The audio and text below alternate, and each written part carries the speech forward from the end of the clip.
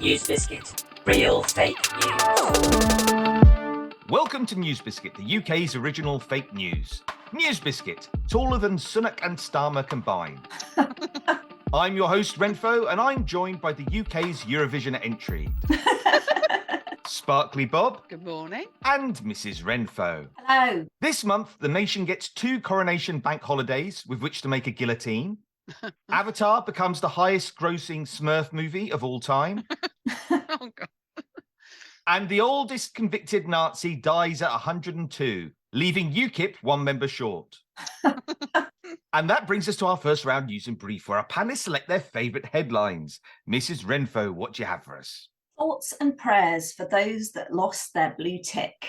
This is Twitter, isn't it? This is Twitter. There are a lot of people who need this. I don't really use Twitter because Twitter requires you to be succinct, and that is not a skill set that I have in my armoury. But when I did go onto Twitter briefly last week, this week, whenever it was that blue ticks were appearing and reappearing, literally every post in my feed was somebody going, I've lost my blue tick, but I don't care about it. Yes, you do. Yes, you do. Because why are you writing about it? Yes, you blatantly care that you've lost your blue tick. But literally, it was really funny because literally every single one, yeah, I've lost my blue tick, but I'm not bothered about this kind of stuff. And then a bit later, yeah. Here's a picture of what it looked like when I did have my blue tick. Like, oh my God! Like, there needs to be. Do you want to Take That split up, and they did a helpline for Take That. I think the Sun ran it for traumatized teenage girls that Take That had split up, and they thought nobody would ring it. And in fact, the phone line had to get closed down because it had about 20,000 calls in the first 10 minutes. Yeah. They need to do a I've lost my blue tick helpline. That's what the Sun should be running, because there are a lot of people in need of thoughts and prayers. They're just ordinary people. They're ordinary folks, and they don't like it.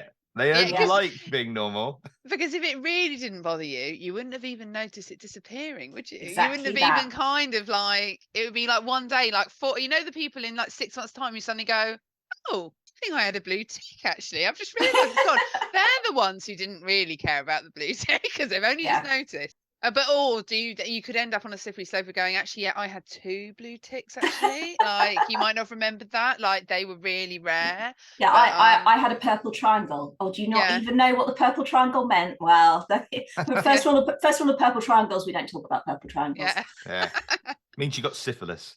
There is already a gold tick, and disappointingly, it's not for Eurovision entrants, because that's the kind of thing. No, it's for like I think it's for like the US government, and maybe that's it. I mean, that in itself is a bit dodge. It's for war crimes, is it? Oh, I don't want that then. yeah, gold tick for war crimes. Yeah. SparklyBob's a war criminal. That's really good. Yeah, got 1,000 weekend. Is it like one up from the Tufty Club? Is that what we're saying? If anyone was at the road safety, that's a the squirrel. blast from the past. Sorry, what is the Tufty? Is this like a pubic hair thing? No, Tufty. Tufty is like a squirrel, I'd like to say, and it was in the 80s, and it was road safety. So they had these quite sort of like stop motion animation things about basically don't step out behind an ice cream van, which the weasels were always doing, and they were always getting flattened. Weasels are always rubbish in any children's book. They get a bad rap. Oh, they do. Well, they don't know basic road safety. So obviously Tufty Squirrel was like basically all about, did you know how to cross the road safely? It kind of like, was it a rival to like the Green Cross Man, or were they in conjunction? I don't know. It was on the same time. And you would get rewards for not getting run over. Yeah. Basically. So every week you weren't killed on the road, you got a badge. I think you got another badge. Like I think I remember us probably going out and having to show that we could cross roads, which is a very dangerous practice because like failure is your squish. Like, how do you explain that to the parents? So the Tufty Club was basically the earliest version of the Hunger Games. Is that what you're saying? Okay, yeah. Fine. Okay, I get it now. Had you listened? Yeah, is that related to again, also not around for this, but Charlie says yes. It was a similar time. Oh, was Charlie in the Tufty Club? I feel like this is a cheese dream or something. Was Charlie in the Tufty Club? Charlie wasn't in the Tufty Club, but but like the public information things for children were really scary. So like it's not like now. Like my cousin is a teacher, and she was saying they had the railway people come in and do the thing about don't trespass on the railway lines. Now when we were young, that film ended with a child getting killed, getting squashed by the train, and she was like, oh my God, my kids are going to freak out like this, and basically they got free and the train didn't run them over. And she was like, What? what sort of message is that? Yeah. Yeah, Go you on see, the- well, that's it. We were a carefree generation, so they needed to scare us. Yeah. Whereas young kids today are really fragile, so you can't do anything that's going to sort of trigger their mental health issues. So you can't, yeah, everything has to have a happy ending. Oh, God, even- I remember there was one about a building site, and it was like a snuff movie. So all these kids go into this building site where Oh, they're yeah, building a it took house. them all out, didn't it? One by one, One. electrified, fell into the concrete, fell down, fell off a bit of scaffolding. So literally, they were all like, and it came up with like a big skull and crossbones or something. I think at the end, like when one of them gone. Oh my God, scared the It was life like out of me. Final Destination, Yes. Well, where everyone's cursed. And You the see- lesson for that film, it was only 10 minutes long. It was fine. Well, you see, clearly the health and safety executive, much as we knock it, has actually served some purpose, because what Yeah. kind of building site would be allowed to run these days if it takes out like literally 7 kids within the space of 10 minutes? So Yes. there we go. These rules and regulations have their place. Yes, exactly. Right. Well, that's the first headline done. And that's us 15 minutes in. Give us We'll be here another for 48 days. hours. Right, I'll do, Right. I'll do another one. So NHS strikes caused by applause going to their heads. This was topical because this morning I got a message on my phone saying the COVID app, the NHS COVID app, we're just closing it. We're just closing it. It's gone now.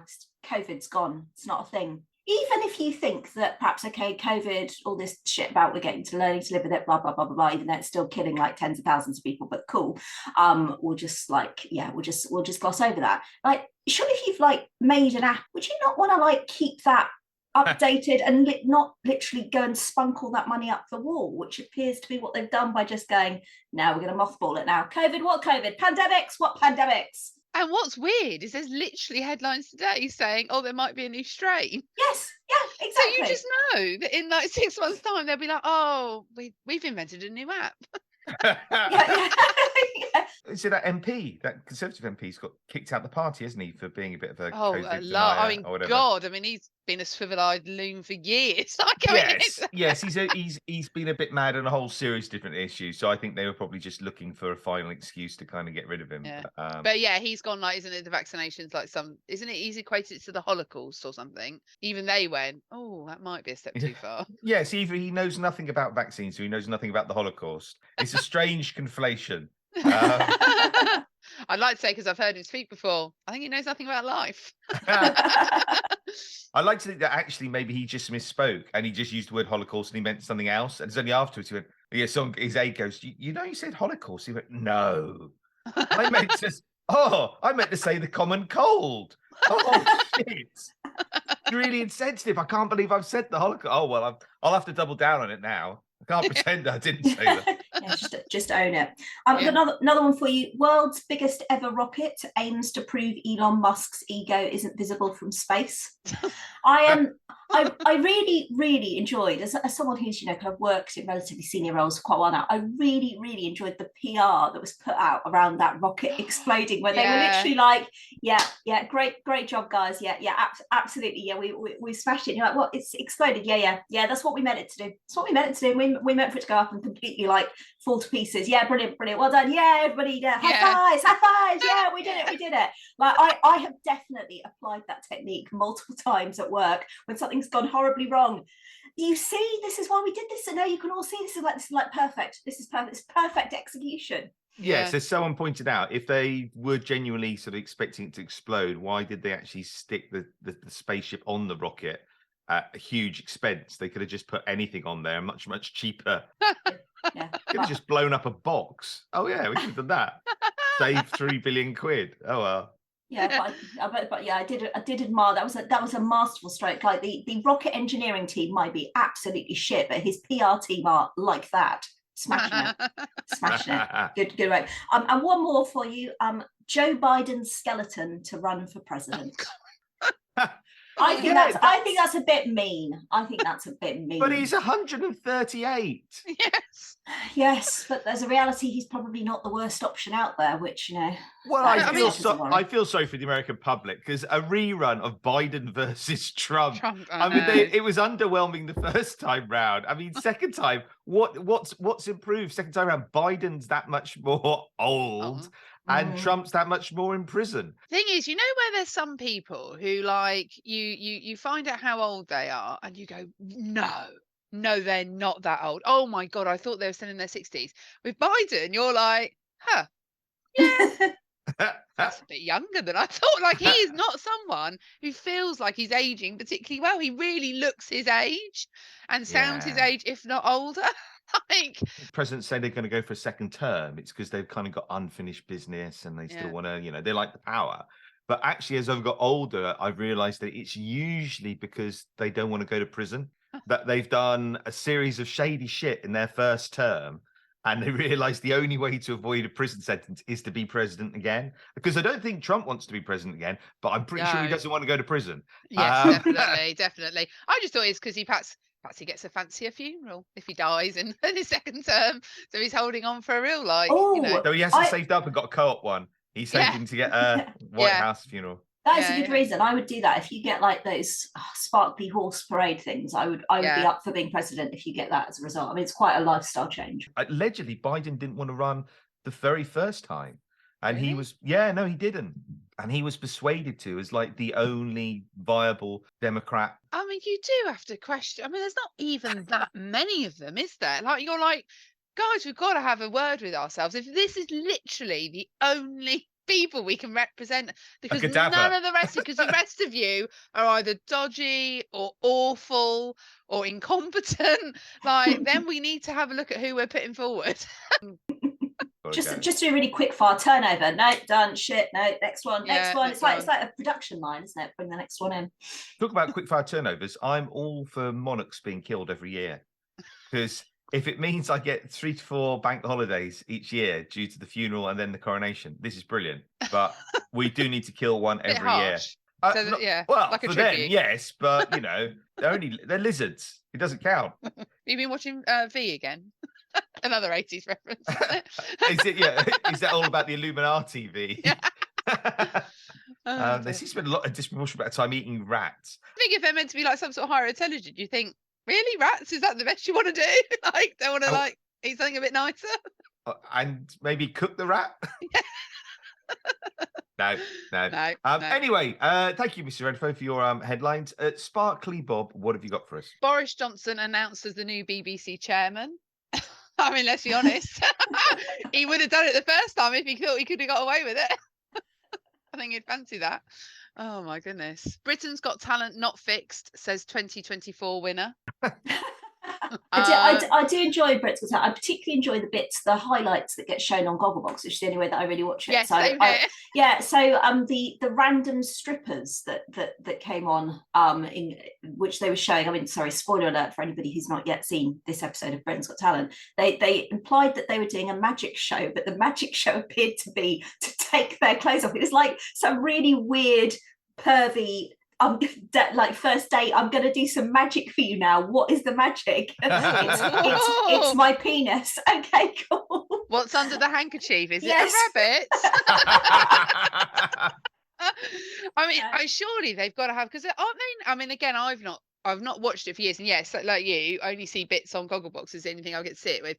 But like now they're getting people who've competed in other countries' versions of Britain's Got Talent and coming over, but haven't been successful there, and are coming over, and so they're obviously just moving around. I quite like that they do that, because I feel like the core Britain's Got Talent audience is possibly quite xenophobic in many ways. So I kind of like that there's probably these like appalled shrieks of somebody, kind of not speaking with a British accent coming in and winning our competition. Yeah, they all say the same thing, don't they? They all go, hello, my name is Jan. I'm from Yugoslavia. My greatest wish was to win here in Britain. And you're like, no, it's not. You wanted to win over in Yugoslavia. You'd be made to come over here. Yeah, yes, you couldn't. And actually, isn't this our version really of sort of like this, sort of throwing rotten eggs and tomatoes maybe at the monarchy? Because obviously, don't they have to watch the winner, like in the Royal Variety? That's what I was thinking, watching these strippers. I was thinking, I feel like Camilla could go for that, but I feel like Charles would not be amused by these naked, cavorting men. But maybe I've misjudged him. That's when you want Prince Andrew to step up. Complaints about helium gas reach a record high. That feels like I should have a ba-boom. I'm 41 and I'm still too scared to inhale helium. Why? I worry that my voice would stay that forever. Basically, I'd have like inadvertently morphed myself into David Beckham without the football talent, and so I'm still age of 41, too scared to inhale. Like, yeah, it's like if someone pulls a face and the wind changes, you stay like yeah, that. yes, exactly the same thing. Exactly that. So yeah, too scared. So I'm very scared of helium. Oh, actually, I've never thought of that. That might be a fear of me now. I might say I'm not going to do that either. Next one is CBI's Tony Danker, set to be immortalised in rhyming slang. That's another acronym we won't need to learn what it is. Or it'll come up in pub quizzes in years' time. But probably I think not. it's going to come up in court cases over the next couple of years. Yeah, then we will all know. Show me on the doll where the CBI touched you. That's going to be pretty much the gist of it. My last one was dogs without ID will be turned away from polling stations. That's sad. That is sad. Oh. That is really sad. But it's true though. What do we need now for? Because the ID thing, there's quite a few things you're asked. I think you need your firstborn. You need sort of like your unicorn tears. Your family tree going back sort of 8 generations to show that you've always like resided in the area where you're voting. You're not even allowed to move out of the area. It has to be within the same street. Yeah, so a pint of blood. I think it's quite a lot. We had a massive panic because I was like, right, there's obviously fraud going on. We haven't received a polling card yet. Oh my God, what's going on? This. I obviously then calmed myself down. There's not any big electoral fraud. We just haven't got a local election here this year. We've done our 3 years and this is our 1 year break. So after me almost going, oh my God, does this conspiracy go any higher? Oh no, it doesn't. Sorry, I'll just step back from that. We're fine. Because you need an up-to-date passport and driving license, and I've got neither of those two things. You don't have to have both of those things. No, there's a long list. There's a long list. You got a bus pass? Yeah, I've got none of them. I've got none of the things on the list. There's loads of options. You must have one of them. I was listing them. No, I genuinely don't. Well, then you can't vote. Then I can't vote. Yeah, that's it. Well, fortunately, I'm still on the postal vote thing, so they don't care. They genuinely don't care as long as I can lick a stamp. Our next round is True Biscuit, where our panel has to guess which is a real headline and which is a fake one. Arizona psychic hit by car says he never saw it coming. Give you a bit more detail on this. So Blair Robertson recalls the moment a white Lexus crashed through the front window of a restaurant in Canada, launching the psychic medium into the air and pinning him against a wall. I just didn't foresee it happening, he said. I mean, is that what it is to be a psychic? You foresee every conceivable future event? Because that would be tiring, wouldn't it? Yeah, you'd be constantly going, oh, no, it's all right, that hasn't happened. Oh, yeah, it's like the reverse of deja vu. Yes. It'd be like, it'd be horrible. Yeah, and also, I mean, I think it's like a constant slight on your abilities. I mean, he sounds really devastated in this. He says, my leg was in the shape of an L, my left foot was on its side. I've got no idea how it wasn't snapped off. But the real devastation is that he didn't foresee this coming. He's all right with the injuries. Why would you say? But if your job is a psychic, go, I don't want to give a quote for the thing. Or if I do, don't give your job. Exactly. Because it wouldn't be, so and so the teacher. I never saw it coming, and everybody would be like, well, why would you? Why would you? Yeah. And you're like, but okay, but I still don't understand. Is he expecting then that there could be no unforeseen events if you're a psychic? Maybe life's very boring. So you're not allowed any surprises, like surprise birthday party. No, you've got to spoil it by going, yeah, I knew it was going to happen. I think that with Darren Brown all the time. I think, God, if you're married to Darren Brown, like, how do you ever give that man any pleasure or joy in his life? Because you'd be like, I've done this really nice. I knew you did it. I made you do that. Yes, I know. Yeah. That's the other thing. You'd be like, am I doing this nice thing because I thought of doing the nice thing, or have you made me think of this? Am I giving you a gift because I thought of it? Did you make me think of it? I've just robbed a bank, but then if you didn't like them, you'd be, I've just robbed a bank. He made me do it. No, literally, it's him. Yeah. On my head, like, it's a power you can turn on or off. But from this guy's testimony, obviously, it becomes an expectation. And then, yeah. And is it... it's a power I turn on and off, or it's not real. It's the other. That's not a possibility, surely. No, come on now. So it's a bit like he expects it to be a bit like kind of spidey sense. Get a little tingling Like, car-shaped tingling, and then it'd know to. I'm more forgiving for him because I thought when you said Arizona, I was thinking, right, hold on a minute. Is he on one of those really long roads and he didn't see it coming? Come on, mate. Like, you can see it from miles off. Let's do it. But fair play, he was in a restaurant. That's all right. Yeah, you know. I will say that it's clearly shattered all of his like confidence. His psychic, And his leg. psychic. Yeah, you know what? I think it's true because You believe in psychics? there is a remarkable amount of things that happen to psychics where they go. I didn't foresee. Oh, you know the one with the poster where it's cancelled due to unforeseen circumstances on a psychic's, like, yeah, it's in that realm. I reckon it's true. You are correct. It is true. In 2017, Blair Robertson did indeed get hit by a car and come out with the immortal line, "I didn't foresee it happening." Oh. Yeah, would you, as if you was his mate, would you just constantly be just hitting him on the back of the head? Just to go, Did you see that? Did you? Didn't see that? And just doing it all the time. Yeah. Oh, you'd be jumping out on him all over the place. Like in, is it the Pink Panther? Where the guy like attacks him all the time. It'd be like that, yes. And you can just say, the moment someone declares they're a psychic, you're like, brilliant. We're gonna have some fun with this. You're just going, I'm just helping you practice. I'm just honing your skills. Not mean. Right, so I've got woman who rode horse to bottle shop drunk is put on probation. So this is a lady who has ridden her horse through a drive-through off license on her horse drunk.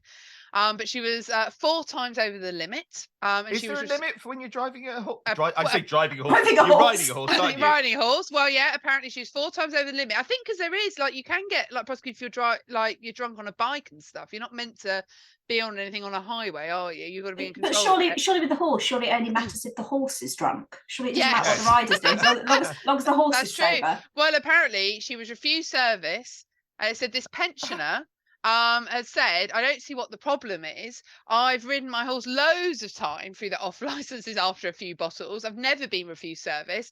I've never been refused service on my horse at the pub either. That's brilliant. I mean, there's several things there. First of all, that there's the existence of drive-through.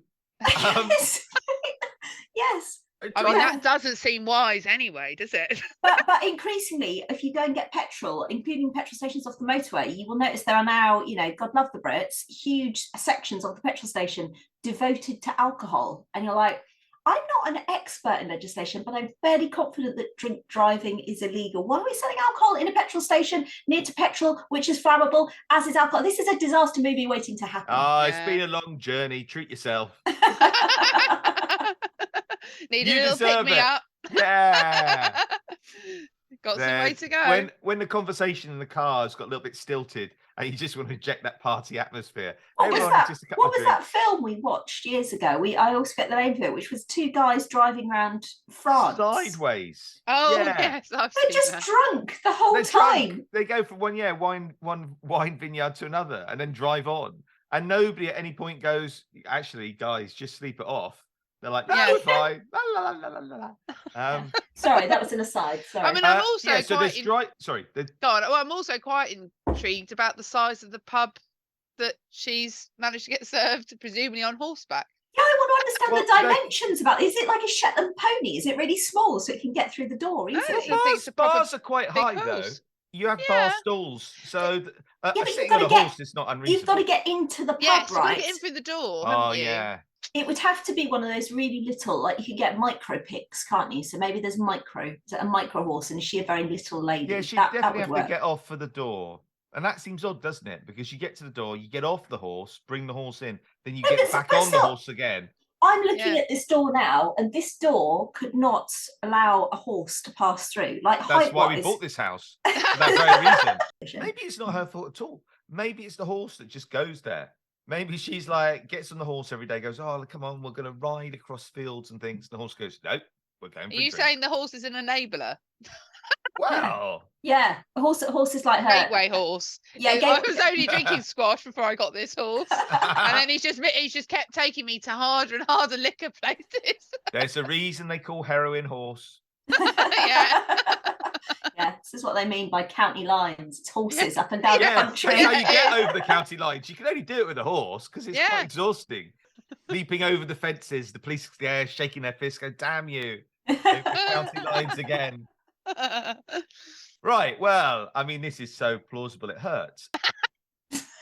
I mean, the sheer logistics don't add up to me because you can't. I'm looking at this door. You can't get a horse through this door. So That's the only thing this story falls down on for you is the size of doors.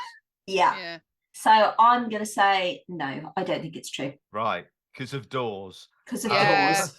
Very It's logical. often when I'm trying to weigh out the plausibility of something that's happening, I'm just like, but what were the doors like in that scenario? What would Jim Morrison say? Yeah. Could Boris Johnson get through that door to have a party? Yes, he could. I believe it's true. It is Nice. true. And Mrs. Wrenfoe, you've got another one for us. A couple in Florida, Taito and Amanda Watts, were arrested a few days ago for selling golden tickets to heaven to hundreds of people. They sold the tickets on the street for $99.99 per ticket, told buyers the tickets were made from solid gold and that each ticket reserved the buyer a spot in heaven. Simply present the ticket at the pearly gates and you are in. Taito Watts said in his police statement, "I do not care what the police say. The tickets are solid gold. And it was Jesus who gave them to me behind the KFC. He told me to sell them so I could get me some money to go to outer space. I met an alien named Stevie who said if I got the cash together, he would take me and my wife on his flying saucer to his planet that is made entirely of drugs. You should arrest Jesus because he is the one that gave me the golden tickets. I am willing to wear a wire and set Jesus up." 99, do you say $99? $99.99, yeah, because you know pricing is important on these things. Like you cross the $100 mark and people no, you wouldn't want to pay that. Yeah, it's too much to go to heaven. Yeah, you would be like eternal happiness, but it's over $100. Yeah, $100. There's everybody's got their price. But you said they were gold-plated tickets. Don't forget, Jesus gave them to him around the back of the KFC. Yeah, well, that's where he does like to hang out, really. So, I mean, that bit's true. There's definitely a bit in the New Testament, I think it says, about him liking fried chicken. Finger licking good. Yeah, yes. I mean, that's where they got the quote from. There's a Venn diagram of Willy Wonka and Jesus that I wasn't expecting. Yeah, and it's arrived. Which planet is full of drugs though? Well, they're not specific because if they told you, everybody would want to go there. Yeah, and because is that what Elon Musk is trying to do? Yeah. You got to chat to the alien named Stevie, and he'll. I'm not entirely sure Elon Musk hasn't got there and come back again. What would be interesting is if they know that they're doing the fraud for the heaven bit. Like they know that's like for because they're trying to raise money for the bit that they think is real, which is the going to the So they're like, oh my God, I can't believe they fell for that whole ticket heaven. Oh, oh my God, that's hilarious. Anyway, we've really got to get this plan together about we're getting to, is there any other way we can raise some money from these gullible fools over there? You can't like ride on a flying saucer. It's not like a flying saucer is an alien in itself. You can't get in it. It's not like a It's a spaceship, isn't it? No, it's like a one of those flat suite things, but obviously not a suite. Did you think it's the thing that cups are on? No. And it's only that big. No, the flying saucer has a little bit in the middle where they sit. It's a spaceship. No, it's not. No, it's an alien. No, hold on a minute. No, hold on. I visited Area 52 or whatever it was, and I can tell you it's definitely a spaceship. It's not an alien in its own right. I think you're like Stevie and you're trying to trick me. I'm being gaslit over alien spacecraft. The semantics of what a flying saucer is. Don't even exist. See, I've been married to you for quite a while, and I never knew you believed this about flying saucers, that they were aliens. I'm not sure what to do with that information. Oh, that's an interesting bank holiday ahead of you then. Well, what other stuff are you believing in that's bizarre? I'm correct on that. I'm absolutely correct. I'm gonna ask our children. Yeah, they're reliable. I think, you know what? I'm not sure it's true because I just wonder whether this is an amalgamation of several stories in one. It just seems that there's so much going on. Like, I think if it's a golden ticket's not saying, maybe that bit's true. Yeah, I wonder if Mrs. Wrenfoe has just kept reading and she's gone in from one article into another. Or reading one of those ones where you start reading it and then you don't realise till you get to the end. It's a bloody advert. Spent the whole time reading this whole thing and it turns out it's an advert for KFC. Actually an advert for KFC. A convoluted advert for KFC. Yeah. I love it. Who wouldn't want to go there if this sort of stuff was going on? I would buy more KFC. Brilliantly, it is true. So confused head teacher denies rumour he's put cat litter trays in school toilets. To school in Jersey, and basically it's like this rumour going round that there's cat litter trays and in the toilets, and the head teachers had to go, I can't believe I've got to write about this. I haven't put cat litter trays in the loos. But Like, it's just a rumour. But why did they think there were cat litter trays in the first place? What were they? Were they in place of the toilet? You could imagine it like a rumour perhaps going around if it was like a mixed school or a boys' school, because you could be like, we're taking too long to go to the loo. So they've done like, or there's making too much of a mess. So we put cat litter trays in instead of urinals or something like that. It'd be quite This is practical. But this is a girls' school. So you're like going, why would you, why would that even be a thing? Like, why would the cat litter tray be? Like, what are the girls doing? Isn't there often quite a queue though in loos for girls? I was going to say I There would is. use a cat litter tray if it was available and there was a long queue. I'd have no qualms whatsoever. Would you like bury Yeah, it? no, I wouldn't know. What, you wouldn't bury it? Oh, No, Disrespectful bury is that? it. You're just leaving it there Yeah, for someone there. else to bury. Well, can you Exactly. imagine if there was? That'd be horrible. I mean, like loos don't smell the nicest anyway, but a pungent adult-sized litter tray. Adult size. It's the size Yeah. I think is more problematical. Yeah. You'd It'd be feel size that of a tray big. A small sandpit, Yeah. basically. Maybe that's what it Oh. was. Maybe it's a school Yeah. that has a sandpit. Some kid shat in the sandpit one day, and everyone just assumed That's how the it's rumours a- grow. that's so good. Yeah. Thing is, what's brilliant is the letter he says, we've been aware for some time of rumours that we've installed cat litter trays in our toilets. We have thought, as it was so clearly nonsense and utterly ludicrous, these rumours would naturally stop with our involvement. However, rather bizarrely, that doesn't seem to be the case. Please do correct anybody who may talk to you about it. But he said it is true that in all the biology classrooms we put in scratching posts. I mean, like, I don't know where to start with that one. Yeah, I think that's true. I'm on board Yeah. with that. I can confirm that people on Jersey, tut. It's a private school as well. Oh, well, that makes sense now. In fact, I believe the rumour now. Oh, do you? That's it. You just thought, yeah. If I was a private school head teacher, I'd be grateful for a rumour like that, because basically what it's doing is distracting from all the other shady shit that you're doing, all the deaths, the missing children. You go, fantastic, let's just run with the cat litter story. It's a massive distraction. Finally, we reached the magic 8 ball. The magic 8 ball. This is where our guests gives their predictions for next month's news. Yep. So taking advice from Dominic Raab, the mafia say that the bar for murder has been set too low. Ryan Reynolds steps in to turn around struggling government. And that brings us to the end of the episode. And I can reveal this month's winner is the Just Stop Oil protesters for making snooker look interesting again. And I'd like to thank our guests, SparklyBob Thanks. and Mrs. Wrenfoe. Thank you. Normally people say goodbye, but you Oh, guys... that's all right. Yeah, no, I went. I can't remember what I'm going to say. When someone thanks you in life, do you then reply by going, Cheers. and thank you? No, thank you, thank you, thank you. And I leave you with these headlines. Woman with amnesia and deja vu thinks she's forgotten this before. Teacher working 12-hour day, not sure whose time she's wasting. And finally, famous dentist honoured with plaque. Oh my God. You've been listening to NewsBiscuit. NewsBiscuit is not only free for all readers, but we also accept submissions from any budding satirists, young or old. Visit newsbiscuit.com to submit headline stories and to support new writers. NewsBiscuit. Real fake news. I said, if you want to get into a new business, get into like being the RAC or the A8 for the builders, because we have now had 4 different trades, vans, break down on a Friday and they can't come on a Friday. What a coincidence. It seems so odd, but but yesterday apparently there was a scaffolding emergency, so the scaffolders couldn't come. I don't know what scaffolding emergency there is on a Friday before a bank holiday. Apparently they're going to come on bank holiday Monday, but I don't think they will. I forget there are actually quite a chunk of professions where it's traditional to clock off halfway through on a Friday, isn't it? Yeah, Mm. and then you go. Well, we were told, we were like, oh, we had some people here and they've gone, and the guys overseeing it was like, well, and we said, well, they went for lunch. They didn't come back. He went, oh, you shouldn't let them go for lunch. They'll never come back. It's like, well, we can't stop them. Then we're getting into a hostage situation, aren't we?